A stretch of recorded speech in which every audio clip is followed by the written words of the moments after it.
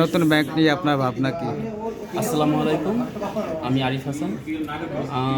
আমি আজকে আমাদের বাংলাদেশে যে নতুন একটি সম্মিলিত ইসলামী ব্যাংক চালু হয়েছে 5টি ব্যাংক মার্জের মাধ্যমে, এটার ভবিষ্যৎ এক্সপেকটেশন নিয়ে কথা বলতে চাচ্ছি। যে আমার যে ধারণা যে বাংলাদেশে কোনো সরকারি ইসলামী ব্যাংক ছিল না, এটা একটা সময়ের দাবি ছিল।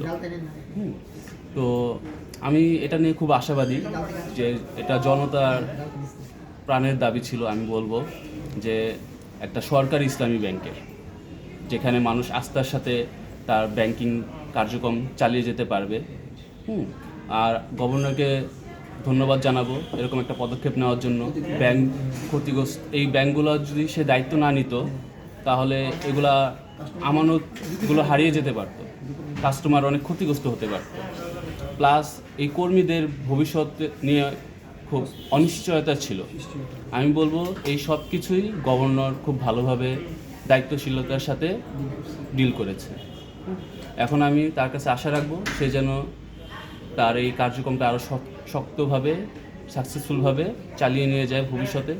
প্লাস আমি আশা রাখবো সে যেন এই ব্যাংকের কর্মীদের নিয়েও একটু ভাবে যে এই ব্যাংকের কর্মীদেরকে ইন ফিউচার সরকারি ব্যাংকের কর্মকর্তাদের মতো মর্যাদা দেওয়া যায় কি না। আর গ্রাহকরাও নিশ্চয়ই খুব শীঘ্রই তাদের আমানত ফেরত পাবে। ব্যাংকিং কার্যক্রম খুব স্বাভাবিকভাবে তারা কার্যক্রম করতে পারবে খুব শীঘ্রই, এই আমার আশা। আসসালামু আলাইকুম। নতুন ব্যাংক নিয়ে আপনার চিন্তা ভাবনা কি?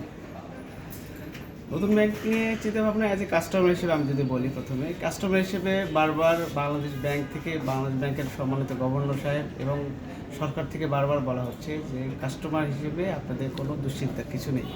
কারণ এবং কীভাবে কাস্টমাররা টাকা উত্তোলন করতে হবে সব মিলে একটা ডিটেল স্কিম তারা ঘোষণা করতে যাচ্ছে। তো আমি অ্যাজ এ কাস্টমার হিসেবে আমি যেটা বলবো যে সবাইকে সেটা বলতে চাই যে অ্যাজ এ কাস্টমার হিসেবে কারোর দুশ্চিন্তার কিছু নেই।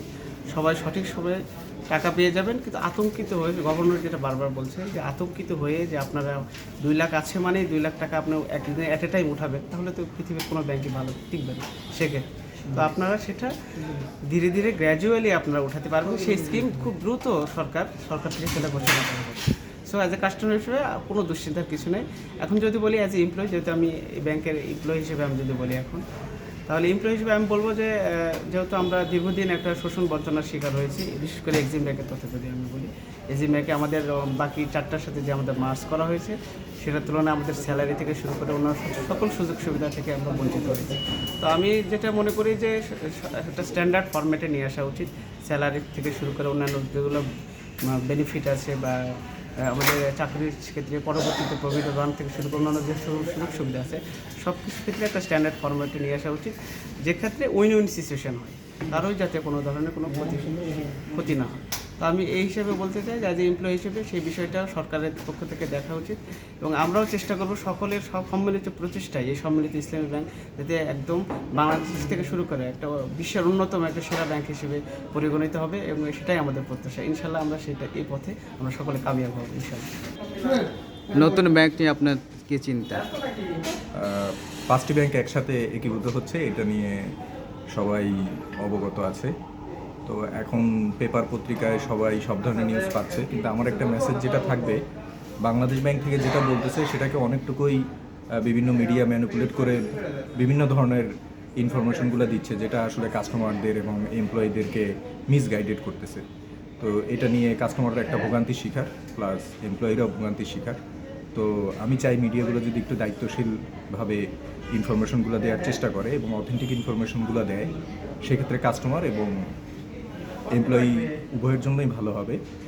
আর যেহেতু এটা রাষ্ট্রীয় মালিকানাধীন একটা ব্যাংক হচ্ছে, সেক্ষেত্রে আসলে কাস্টমারদের কারো ভয় পাওয়ার কোনো কারণ নাই, কারণ তারা তাদের যে বিনিয়োগকৃত অর্থ বা আমানত, শুধু আমানত বলবো না, আসলে এইসব ব্যাংকে তো অনেক বড় বড় কোম্পানি বলেন বা স্টেক হোল্ডার বলেন, তাদের অনেক বিনিয়োগ আছে।